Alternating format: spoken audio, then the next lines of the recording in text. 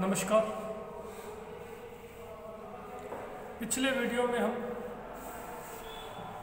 फिरोज शाह तुगलक के भू राजस्व सुधारों के ऊपर है वो या उसके भू राजस्व व्यवस्था के ऊपर है वो चर्चा कर रहे थे, जिसके अंतर्गत हमने फिरोज शाह तुगलक द्वारा अपनी राजस्व व्यवस्था में है वो किए गए नवीन परिवर्तनों के बारे में पढ़ा था कि उसकी भू राजस्व व्यवस्था भी एक प्रकार से इस्लामी सिद्धांतों पर आधारित थी।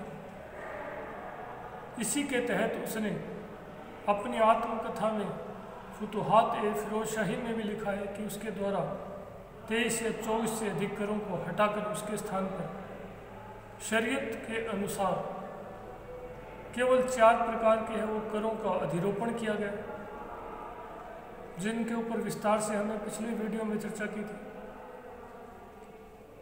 फिरोज शाह तुगलक की ये जो भू राजस्व व्यवस्था थी, इसमें अनेक दोष भी विद्यमान थे।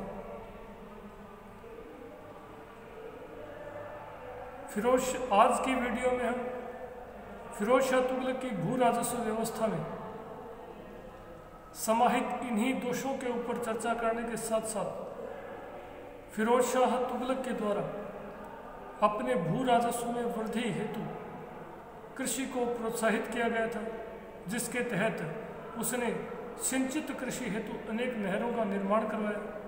उसके द्वारा निर्मित नहरों, सार्वजनिक निर्माण कार्यों, साथ ही साथ उसके द्वारा जो न्याय और जो न्यायिक और परोपकारी कार्य किए गए थे, उनके ऊपर है वो हम आज के वीडियो में विस्तृत चर्चा करेंगे।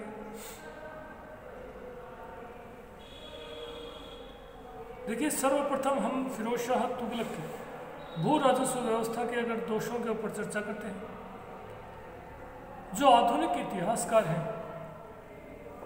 जिनमें आशीर्वादी लाल श्रीवास्तव प्रमुख हैं, उन्होंने समकालीन इतिहासकारों के विवरणों के आधार पर फिरोज शाह तुगलक की भू राजस्व व्यवस्था के 3 प्रमुख दोषों का उल्लेख किया है। उनके अनुसार फिरोज शाह तुगलक की भू राजस्व व्यवस्था का जो प्रथम दोष था वो था इजारेदारी प्रथा या ठेका प्रथा। देखिए, फिरोज शाह तुगलक ने भूमि कर की वसूली जो थी, उस भूमि कर की वसूली को ठेके पर देने की प्रथा या परंपरा प्रारंभ की, जिसे इजारेदारी भी कहा जाता था। यद्यपि यह ठेका प्रथा या इजारेदारी प्रथा फिरोज शाह तुगलक से काफ़ी समय पहले से ही प्रचलित थी, परंतु फिरोज शाह तुगलक ने इस ठेकेदारी या इजारेदारी प्रथा को है वो अत्यधिक प्रोत्साहन प्रदान किया और इस प्रथा या इजारेदारी या ठेका प्रथा पर किसी प्रकार का सरकारी नियंत्रण स्थापित करने का प्रयास नहीं किया। यहाँ तक कि सरकारी कर्मचारियों और अधिकारियों को भी ठेके पर काम करने की या ठेके लेने की अनुमति दी गई। इसका परिणाम यह निकला कि अधिकांश भू राजस्व वसूली के जो ठेके थे वो सरकारी कर्मचारियों और अधिकारियों द्वारा ही लिए गए और उनके द्वारा एक निश्चित कमीशन काटकर उप ठेके पर जो पेशेवर राजस्व वसूली करने वाले व्यक्ति थे उनको दे दिया गया, जिससे किसानों का है वो अधिक शोषण हुआ। फिरोज शाह तुगलक की भू राजस्व व्यवस्था का जो दूसरा प्रमुख दोष आधुनिक इतिहासकारों ने बताया है वो ये है कि फिरोज शाह तुगलक द्वारा जो राज्य कर्मचारी थे और अधिकारी थे, उनको नगद वेतन के स्थान पर एक प्रकार से भू राजस्व अनुदान यानी कि जागीर देने का निर्णय लिया गया। जागीरें प्रदान की गई उनके वेतन के बदले। इसका परिणाम यह निकला कि जो सरकारी कर्मचारी और अधिकारी थे, उन्होंने एक प्रकार से अपने जागीर या भू राजस्व अनुदानों से अधिक से अधिक धन वसूल करने की नीति अपनाई। इस प्रकार के जो सरकारी कर्मचारी और अधिकारी थे वो अपने कार्य क्षेत्र में काम करने के दौरान अपनी इन जागीरों के जो पट्टे होते थे उनको एक निश्चित कमीशन काटकर जो पेशेवर राजस्व वसूल करने वाले जो कर्मचारी और जो व्यक्ति थे उनको दे दिया जाता था। इस प्रकार एक प्रकार से इन जागीरों में भी शोषण की है वो एक श्रृंखला बन गई।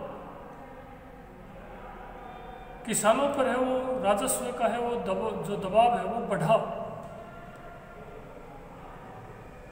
यद्यपि फिरोज शाह तुगलक जो है वो भू राजस्व वसूली की इस प्रथा के इस दोषों से वो अवगत भली भांति अवगत था, किंतु फिर भी उसने इसे और अधिक प्रोत्साहित देकर बड़े पैमाने पर जारी रखा। फिरोज शाह तुगलक के भू राजस्व व्यवस्था का जो तीसरा दोष है वो है जजिया कर का विस्तार करना, साथ ही साथ उसे कठोरता के साथ वसूल करना। हम सभी जानते हैं कि फिर सल्तनत काल में फिरोज शाह तुगलक एकमात्र ऐसा सुल्तान था जिसने जजिया कर का विस्तार किया, जिसने अभी तक जजिया से मुक्त ब्राह्मणों पर भी जजिया कर है वो आरोपित किया। ब्राह्मणों पर जजिया कर लगाने वाला वह सल्तनत काल का प्रथम सुल्तान था। साथ ही चूंकि उसकी संपूर्ण शासन प्रबंध और व्यवस्था जो है वो इस्लामी सिद्धांतों पर आधारित थी, अतः उसने हिंदुओं के प्रति एक प्रकार से कठोर रवैये का अनुसरण किया और गैर मुसलमानों से उसने सख्ती के साथ है वो इस जजिया कर को वसूल करने का प्रयास किया, जो उसके भू राजस्व व्यवस्था के प्रमुख दोषों में है वो आधुनिक इतिहासकार मानते हैं। यद्यपि फिरोज शाह तुगलक की जो भू राजस्व व्यवस्था है उसमें अनेक दोष है वो व्याप्त थे, परंतु इसके बावजूद जो समकालीन इतिहासकार हैं उन समकालीन इतिहासकारों ने फिरोज शाह तुगलक के शासनकाल की आर्थिक समृद्धि का विशेष रूप से उल्लेख किया है। उसके समकालीन जो इतिहासकार थे उनके अनुसार अनेक दोषों के बावजूद फिरोज शाह तुगलक के शासनकाल में वो कृषि का विकास हुआ, कृषि का विस्तार हुआ, उसके द्वारा जो सिंचाई की सुविधाएं उपलब्ध कराई गई उसके परिणाम स्वरूप कृषि का विस्तार हुआ, व्यापार की उन्नति हुई, साथ ही साथ सिंचित कृषि के परिणाम स्वरूप और फिरोज शाह तुगलक के सुधारों के परिणाम स्वरूप जनता की समृद्धि बढ़ी, राज्य की आय में वृद्धि हुई। यद्यपि इसमें काफ़ी हद तक सच्चाई भी है। समकालीन इतिहासकारों के विवरणों और फिरोज शाह तुगलक की आत्मकथा के आधार पर आधुनिक जो इतिहासकार हैं उनका यह मानना है कि फिरोज शाह तुगलक केवल स्वयं को केवल इस्लामी जनता का ही सुल्तान मानता था और संभवतः जो समकालीन इतिहासकार हैं उन्होंने केवल मुस्लिम अपने लेखन में केवल मुस्लिम कृषकों को ही दृष्टिगत रखते हुए यह विवरण लिखा है। इसके विपरीत जो गैर मुस्लिम कृषक थे उनकी स्थिति है वो फिरोज शाह तुगलक के शासनकाल में भी दयनीय बनी रही। फिरोज शाह तुगलक के शासनकाल की जो एक और विशेषता है जो उसकी गृह नीति के अंतर्गत आती है वो है फिरोज शाह तुगलक द्वारा सिंचाई को प्रोत्साहन देना और सिंचाई को प्रोत्साहन देने के परिणाम के अंतर्गत उसके द्वारा अनेक नहरों का निर्माण करवाया गया, अनेक बांधों और तालाबों का निर्माण करवाए जाने के साथ साथ उसके द्वारा अनेक कुओं का निर्माण भी करवाया गया। समकालीन इतिहासकारों में यहिया सरहिंदी और फरिश्ता ने है उसके इन सिंचाई को प्रोत्साहन देने संबंधी कार्यों का है वो उल्लेख किया है। फिरोज शाह तुगलक की गृह नीति का जो अगला बिंदु है भू राजस्व व्यवस्था के बाद वो हमारा इसी पर आधारित है। नहर निर्माण कार्य बिंदु का नाम हम रख सकते हैं कि नहर निर्माण कार्य या सिंचाई को प्रोत्साहन। देखिए सल्तनत काल में सर्वप्रथम नहरों के निर्माण का श्रेय इतिहासकारों ने अगर किसी सुल्तान को दिया है तो वह गयासुद्दीन तुगलक। क्योंकि मोहम्मद बिन तुगलक का जो समकालीन इतिहासकार है जियाउद्दीन बर्नी, जो कि फिरोज शाह तुगलक का भी समकालीन था, उसने अपने ग्रंथ तारीख फिरोज शाही में इसके बारे में विस्तार से लिखा है। जियाउद्दीन बर्नी ने अपने ग्रंथ में लिखा है कि गयासुद्दीन तुगलक के द्वारा कुछ नहरों के निर्माण की है वो योजना तैयार कर ली गई थी, परंतु शीघ्र ही उसकी मृत्यु के कारण उन नहरों का निर्माण है उन नहरों का जो निर्माण कार्य है वो क्रियान्वित नहीं किया जा सका। हम सभी जानते हैं कि गयासुद्दीन तुगलक महज 5 वर्ष तक ही शासन कर पाया था और इस दौरान उसने अनेक योजनाएं भी बनाई, जिनमें नहर निर्माण कार्य भी उसकी एक प्रमुख योजना थी। परंतु 5 वर्ष के अल्प शासन काल में वह अपने आंतरिक प्रशासन को मजबूत करने के साथ तुगलक वंश को स्थापित करने में ही सफल हो सका और शीघ्र ही उसकी मृत्यु के कारण संभवतः वह अपनी इसी नहर निर्माण संबंधी योजना को है वो क्रियान्वित नहीं कर पाया। उसके बाद मोहम्मद बिन तुगलक शासक बना। मोहम्मद बिन तुगलक ने भी नवीन प्रयोग अपने शासनकाल के प्रारंभिक वर्षों में नए नए प्रयोग करने का प्रयास किया, जो लगभग सभी असफल रहे और शासनकाल के अंतिम 10 वर्षों में अंतिम जो 1335 से और 1351 ईस्वी का जो समय है उसमें उसे निरंतर विद्रोहों का सामना करना पड़ा। परिणाम स्वरूप वह अपने शासनकाल के अंतिम वर्षों में राजधानी में रह ही नहीं पाया और लगातार एक स्थान से दूसरे स्थान पर विद्रोह का दमन करते हुए भागता रहा। उसके पश्चात फिरोज शाह तुगलक जो है वो सुल्तान बना। अपने आंतरिक स्थिति सुदृढ़ करने के पश्चात फिरोज शाह तुगलक ने है वो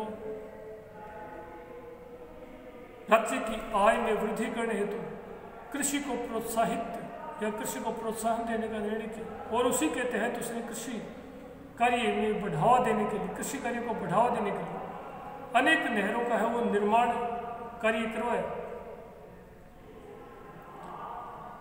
फिरोज शाह तुगलक द्वारा है वो नहरों का निर्माण करवाए जाने के संबंध में अनेक समकालीन इतिहासकारों ने वो लिखा है, जिसमें फरिश्ता भी है, जिसमें बर्नी भी है। कुछ इतिहासकारों ने उसके द्वारा 4 प्रमुख नहरों का निर्माण करवाए जाने का उल्लेख किया है, तो कुछ इतिहासकारों ने उसके द्वारा 5 प्रमुख नहरों का निर्माण करवाए जाने का उल्लेख किया है। सबसे पहले हम याह्या सरहिंदी, जो कि उसका समकालीन इतिहासकार था, उसकी बात करते हैं। याह्या सरहिंदी ने यद्यपि समकालीन जो है उसने जो अपना ग्रंथ लिखा था वो सैयद शासकों के शासनकाल में लिखा था, तारीख मुबारक शाही। याह्या सरहिंदी ने इस ग्रंथ में जो लिखा है इसके अनुसार फिरोज शाह तुगलक के द्वारा है वो 4 प्रमुख नहरों का निर्माण करवाया गया। फिरोज शाह तुगलक द्वारा सर्वप्रथम नहर निर्माण की योजना बनाई गई और उसके द्वारा इन नहर निर्माण के कार्य को क्रियान्वित करने के लिए एक पृथक नहर विभाग की स्थापना की गई, यानी अलग से एक नहर विभाग स्थापित किया गया, जिसका अध्यक्ष आबजादा कहलाता था। फिरोज शाह तुगलक द्वारा है वो निर्मित नहरों का उल्लेख जो है वो जो याह्या सरहिंदी है उसने अपनी पुस्तक तारीख मुबारक शाही में किया है। याह्या सरहिंदी ने फिरोज शाह द्वारा निर्मित 4 प्रमुख नहरों का है उल्लेख किया है, जिनमें सबसे प्रमुख और सबसे बड़ी जो नहर है वो हिमाचल स्थित सिरमौर और मांडल नामक स्थान के पास यमुना नदी से निकाली गई थी और यमुना नदी से निकालकर वर्तमान हिसार तक है वो लगभग 150 मील लंबी इस नहर का निर्माण फिरोज शाह तुगलक द्वारा करवाया गया था। यानी फिरोज शाह तुगलक द्वारा निर्मित नहरों में जो सबसे पहली और सबसे प्रमुख मानी जाती है वो सिरमौर की जो पहाड़ियाँ हिमाचल प्रदेश में स्थित है, सिरमौर और मांडल में यमुना नदी से निकालकर आधुनिक हिसार तक है वो लगभग 150 मील लंबी नहर है वो बनवाई गई थी। फिरोज शाह तुगलक द्वारा निर्मित नहरों में जो दूसरी नहर है वो सतलज नदी से निकाली गई थी, जो सतलज से निकालकर वर्तमान में पंजाब स्थित शहबाज नामक स्थान तक है वो लाई गई थी, जो कि लगभग 96 मील लंबी नहर थी। तीसरी जो नहर है वो वर्तमान में दिल्ली के समीप बुधनी नामक स्थान से उत्तर प्रदेश में स्थित है, दिल्ली बॉर्डर पर बुधनी के पास यमुना नदी से निकालकर हिसार तक लाई गई थी।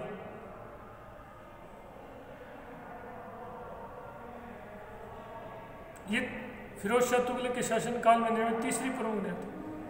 चौथी जो नहर है वो घग्गर नदी से निकाली गई थी, जो कि कहवर नामक स्थान पर घग्गर नदी से निकालकर वर्तमान दिल्ली वर्तमान में है वो दिल्ली फिरोज शाह कोटला तक, यानी दिल्ली में फिरोज शाह तुगलक के द्वारा एक नगर बसाया गया था जिसे फिरोजाबाद के नाम से जाना जाता है, जो वर्तमान में फिरोज शाह कोटला के नाम से प्रसिद्ध है। और यह नहर है वो घग्गर नदी से कहवर नामक स्थान पर निकाली गई थी और वर्तमान फिरोज शाह कोटला दिल्ली तक है वो इस नहर को लाया गया था। इन 4 नहरों का उल्लेख यही सरहिंदी ने किया है, यद्यपि एक 5वीं नहर का उल्लेख भी मिलता है जिसका निर्माण फिरोज शाह तुगलक द्वारा है वो करवाया गया था। यह जो नहर थी यह यमुना नदी से निकाली गई थी और सिरमौर और मांडवी की पहाड़ियों से लेकर वर्तमान हिसार के नज़दीक हांसी तक लाई गई थी। ये 5वीं प्रमुख नहर थी। इसके अलावा जो समकालीन इतिहासकार फरिश्ता है उसने फिरोज शाह तुगलक द्वारा सिंचाई को प्रोत्साहन दिए जाने के संबंध में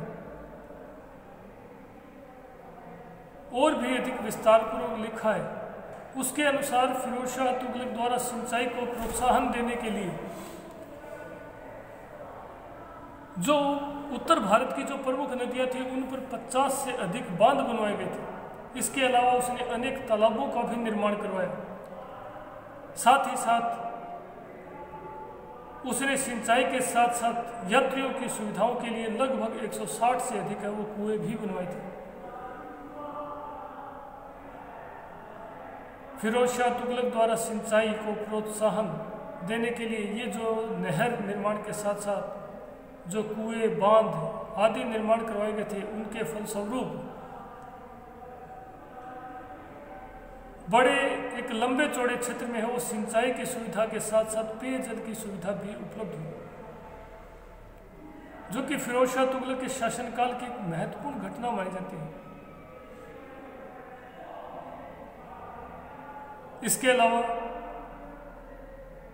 फिरोज शाह तुगलक की गृह नीति के अंतर्गत एक और जो प्रमुख कार्य है वो है उसके सार्वजनिक निर्माण कार्य।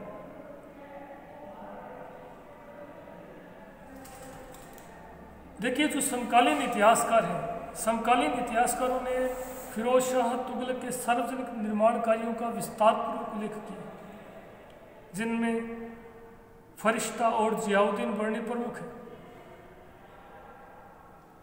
यदि इतिहासकार फरिश्ता का विश्वास किया जाए तो उसके अनुसार फिरोज शाह तुगलक को सार्वजनिक भवनों के निर्माण में है वो अत्यधिक रुचि थी।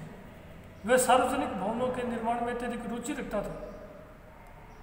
फरिश्ता के अनुसार फिरोज शाह तुगलक ने अपने शासनकाल में अनेक सार्वजनिक इमारतों का निर्माण करवाया। उसके अनुसार लगभग 40 मस्जिदों, 30 से अधिक विद्यालयों, 20 से अधिक है वो राजभवनों, इसके अलावा 100 से अधिक सरायों और 300 से अधिक है वो नगरों का निर्माण किए जाने के साथ साथ उसने है वो 100 से अधिक अस्पतालों, दारुल शमा, अनेक मकबरों और 15 से अधिक है वो पुलों का निर्माण करवाया था। यद्यपि फरिश्ता का यह जो विवरण है अतिशयोक्तिपूर्ण दिखाई देता है, परंतु समकालीन इतिहास समकालीन और जो पश्चातवर्ती सल्तनतकालीन इतिहासकार हैं उनके विवरणों के आधार पर यह स्पष्ट हम विश्लेषित कर सकते हैं कि फिरोज शाह तुगलक की वो सार्वजनिक निर्माण कार्यों में अत्यधिक रुचि होने के कारण ही उसके द्वारा सल्तनत काल में सर्वाधिक भवनों का निर्माण करवाया गया। मुख्य रूप से फिरोज शाह तुगलक द्वारा दिल्ली में है वो 5 प्रमुख भवनों का है वो निर्माण करवाया गया, 5 प्रमुख नगरों का निर्माण करवाया गया था, जिनमें से 2 दिल्ली में, 2 उत्तर प्रदेश में और 1 दिल्ली में था। फिरोज शाह तुगलक के द्वारा निर्मित इन 5 प्रमुख नगरों में जो 2 हरियाणा स्थित है उनमें पहला था हिसार फिरोजा, आधुनिक हिसार जिसे हिसार फिरोजा कहा जाता था। दूसरा फतेहाबाद, दोनों ही वर्तमान हरियाणा में स्थित है, फिरोज शाह तुगलक द्वारा बसाए गए प्रमुख नगर थे। दिल्ली में फिरोज शाह तुगलक द्वारा दिल्ली के समीप एक नगर फिरोजाबाद की स्थापना की गई थी, जो वर्तमान में फिरोज शाह कोटला वाले क्षेत्र पर अवस्थित था। इसी प्रकार फिरोज शाह तुगलक द्वारा उत्तर प्रदेश में बंदायूं के निकट फिरोजपुर नामक नगर की स्थापना की गई थी और अपने भाई मोहम्मद बिन तुगलक, जिसका बचपन का नाम जोना खां था, उसके नाम पर उत्तर प्रदेश में जौनपुर नामक नगर की स्थापना की गई थी, जो कि तुगलक काल में उत्तर भारत का प्रमुख सांस्कृतिक केंद्र के साथ साथ प्रमुख शिक्षा का केंद्र भी बन गया था। और इसी के कारण जौनपुर को है वो पूर्व का शिराज या भारत का शिराज भी कहा जाता था, क्योंकि यह तुगलक काल में शिक्षा का एक प्रमुख केंद्र होने के साथ साथ उत्तर भारत का एक प्रमुख सांस्कृतिक केंद्र भी बन गया था। इसी के कारण इसे पूर्व का शिराज या भारत का शिराज भी कहा जाता है जौनपुर। फिरोज शाह तुगलक के समय निर्मित अगर सबसे महत्वपूर्ण इमारत की बात की जाए तो वो था खाने जहां तेलंगानी का मकबरा। खाने जहां तेलंगानी, जिसका पूर्व नाम था मलिक मकबूल, जो कि एक परिवर्तित मुसलमान था। पूर्व में एक तेलंग ब्राह्मण यानी तेलंगाना का एक ब्राह्मण था, जिसने अपना प्रारंभिक मुस्लिम नाम मलिक मकबूल रखा और फिरोज शाह तुगलक का वजीर नियुक्त होने के बाद उसे खाने जहां की उपाधि प्रदान की गई, जिसे भारतीय इतिहास में खाने जहां तेलंगानी के नाम से जाना जाता है, जो कि फिरोज शाह तुगलक का एक विश्वस्त वजीर भी था। और इसी के शासनकाल में वजीर की शक्ति का विकास होना प्रारंभ हुआ। 1370 ईस्वी में खाने जहां तेलंगानी की मृत्यु हो गई। उसकी मृत्यु के बाद उसके पुत्र खाने जहां जोना शाह को फिरोज शाह द्वारा वजीर बनाया गया। खाने जहां जोना शाह ने अपने पिता की स्मृति में दिल्ली में है वो एक मकबरे का निर्माण करवाया।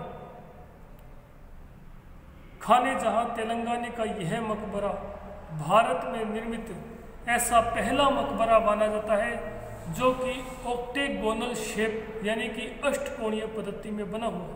अष्टभुजाकार मकबरा है और भारत में निर्मित अष्टभुजाकार पहला मकबरा माना जाता है। सबसे बड़ी विशेषता यह है कि इसके बाद, इस मकबरे के बाद 1370 के बाद भारत में मुगल काल हो चाहे सल्तनत काल हो, जितने भी मकबरे बने अधिकांश मकबरे इसी ऑक्टेगोनल शेप यानी कि अष्टभुजाकार पद्धति में निर्मित हुए। इसी कारण इस मकबरे का है वो इतना अधिक महत्व है। इसके अलावा फिरोज शाह तुगलक के शासनकाल में उसके द्वारा निर्मित जो दूसरी प्रमुख इमारत है वो है कदम ए शरीफ। यह भी एक मकबरा ही है देखिए, फिरोज शाह तुगलक का ज्येष्ठ पुत्र था फतेह खां, जो कि उसके जीवन काल में ही उसके जीवन काल में यानी फिरोज शाह के जीवन काल में ही उसके ज्येष्ठ पुत्र फतेह खां की मृत्यु हो गई थी। और अपने ज्येष्ठ पुत्र फतेह खां की स्मृति में फिरोज शाह तुगलक द्वारा दिल्ली में उसका मकबरा बनवाया गया था, जिसे वर्तमान में कदम-ए-शरीफ के नाम से जाना जाता है। इसके अलावा फिरोज शाह तुगलक के द्वारा मौर्य सम्राट अशोक के 2 स्तंभों को भी विभिन्न स्थानों से लाकर दिल्ली में यानी कि वर्तमान फिरोज शाह कोटला में, या ऐसा कह सकते हैं कि फिरोजाबाद नगर में स्थापित करवाया गया था। इनमें से एक स्तंभ है वो मेरठ उत्तर प्रदेश से लाया गया, दूसरा है वो टोपरा हरियाणा से लाया गया था। और वहाँ से लाने के पश्चात इन दोनों स्तंभों को फिरोज शाह द्वारा नव स्थापित नगर फिरोजाबाद आधुनिक फिरोज शाह कोटला दिल्ली में स्थापित करवाया गया था। फिरोज शाह तुगलक द्वारा है वो दिल्ली में 3 प्रमुख मस्जिदों का निर्माण भी करवाया गया था, जिनमें पहली मस्जिद मानी जाती है खास मस्जिद, दूसरी थी जुम्मा मस्जिद, तीसरी मस्जिद थी चौबुर्जी मस्जिद। परंतु फिरोज शाह तुगलक के समय निर्मित मस्जिदों में जो सबसे प्रमुख जो मस्जिद है वो है खिड़की मस्जिद। देखिए, आरपीएससी में कई बार क्वेश्चन भी पूछा जा चुका है। खिड़की जो मस्जिद है उसका निर्माण फिरोज शाह तुगलक के वजीर खाने जहां जोना शाह के द्वारा दिल्ली में करवाया गया था। इसके अलावा तुगलक काल में निर्मित ये जो सार्वजनिक भवन या जो इमारतें थी, इनकी निर्माण शैली भी अपने आप में विशिष्ट थी। और निर्माण शैली के आधार पर तुगलक कालीन निर्मित इन इमारतों में 2 प्रमुख विशेषताएं दिखाई देती हैं।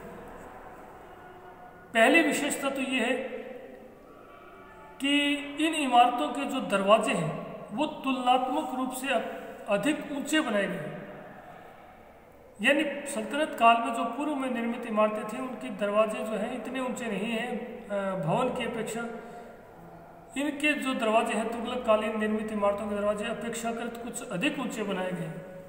दूसरा यह है कि इन इमारतों की जो दीवारें हैं, खासकर बाहरी दीवारें, वो ढलवा शेप में निर्मित है, यानी दीवारें बिल्कुल सीधी न होकर इस प्रकार से ढालू दीवारें हैं। ये तुगलक कालीन इमारतों की 2 प्रमुख विशेषताएं हैं। फिरोज शाह तुगलक की गृह नीति के अंतर्गत जो अन्य उसके प्रमुख कार्य हैं, जैसे कि उसके न्यायिक और परोपकारी कार्य, इसके अलावा शिक्षा और संस्कृति को बढ़ावा देने से संबंधित कार्य हैं, दास प्रथा से संबंधित कार्य है, इसके अलावा उसकी धार्मिक नीति, जिनके ऊपर चर्चा हम अगले वीडियो में करेंगे। धन्यवाद।